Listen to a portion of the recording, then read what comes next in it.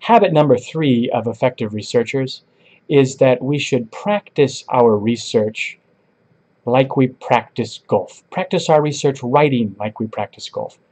What do I mean by that? Well, I like the example of golf because when a golf player plays golf, he has many tools in his golf bag, many different size clubs.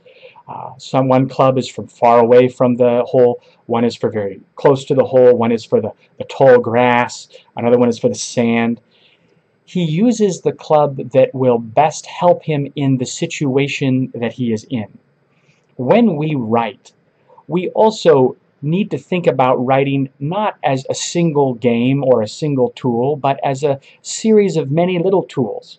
We have our grammar game, we have our submission game, we have our introduction, our methods, our results, our discussion game, we have our talking to reviewers game, we have our word choice game.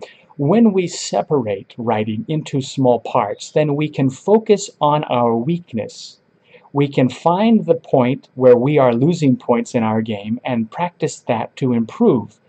Maybe our ideas are very good, but our grammar is very poor. Maybe our grammar is good, but our word choice is poor. Maybe our introduction is strong, but our implications and discussion are weak. When we have this idea of separating our writing into parts, we are much more likely to improve our weakest point. And a good place to identify our weakness is by reading our reviewer letter. Often the reviewer or editor in their letter to us will point out our weakest point, will point out where we need to improve, and their criticism can be very useful to us when we are trying to improve our writing game. Here's a quote from an interview that I did with a scholar about his writing, and I want to read it to you because I think it emphasizes this identifying the weakness idea that I'm talking about. He says, "Traditionally, my introduction is a bit weak. I have a challenge selling the problem to reviewers. I've got to be able to present the problem better if I want people to be interested in my solution. I'm getting better, but I'm constantly aware this is a weakness and I need to practice to improve." Exactly. This is a very successful author. He's published many papers, but yet he's still finding his weak point. He's still trying to improve. He knows his weakness, so he knows where he needs to practice. His weakness is selling the problem to reviewers. That's an important weakness, and it's a common weakness as well.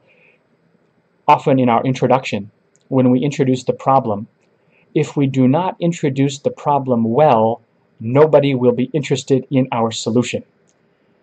Nobody wants to solve problems they don't have, only problems they do have, only important problems. So our first job in the introduction of our paper is to sell our problem, as this author is discussing. Without a big problem, our solution means nothing. Related to this point of practicing to improve, if you want to become a better golf player, let's say you go to the store and you buy a DVD of Tiger Woods, great golf player, and you watch how Tiger Woods plays golf. You notice how he holds his club. You notice how he swings, how he moves his head, and you copy everything because you want to learn from the best. In writing, we can do the same thing. You can imitate, that means copy the behavior, you can imitate other successful authors. So when you're reading a paper, not only are you looking for information, but you are thinking, how is he introducing his problem? How is he organizing his methods? How is he organizing his results? How is he making his implications? And then you are copying that format into your own paper. In fact, I would go one step further. Try to find a very similar paper to the paper you want to write. We'll call this your model paper. When you're writing, you can follow your model paper and use it like a kind of checklist. How did he do this? How did he do this? What is he doing here? And then you can copy and obviously revise. Don't copy the whole thing, but you can copy his format and his structure and reuse it yourself in your own paper. This can be one of the very best things you can do, especially if you're a new author, to help improve the quality of your paper. Now, the best model paper is usually a paper very similar to the one you want to write, and I find that the best model paper is written by another very experienced writer, experienced researcher. Don't copy another PhD student. He also doesn't know what he's doing. Copy the senior scholar who has published many papers before, and you're more likely to get a great model paper. Well, thank you for joining us today. If you'd like more information, I have a blog. It's wallaceediting.cn/blog blog. And I've written a lot of articles on this blog for Chinese authors who are trying to publish in the international journals. I've done a lot of work on this, English errors that cause rejection, good writing habits, and a lot of other information as well. You're welcome to visit us there. I also have a website that helps Chinese authors edit or translate their research papers. We're very good at helping Chinese authors publish. And we revise your paper very heavily and show you what the changes that we made.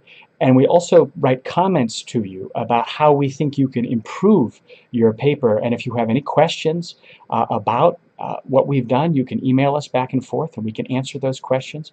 And we even have a guarantee that if you get any comment about poor English from the editor or the reviewer of your journal, we revise the whole thing again for free with a different editor. So we're very serious about this. And we also have a local company in Shanghai that can provide you with the fapiao that you need for your project needs. So if you need our help with editing or translation, we would be very happy to help you, and you can visit our website. Thank you for joining us today. Bye-bye.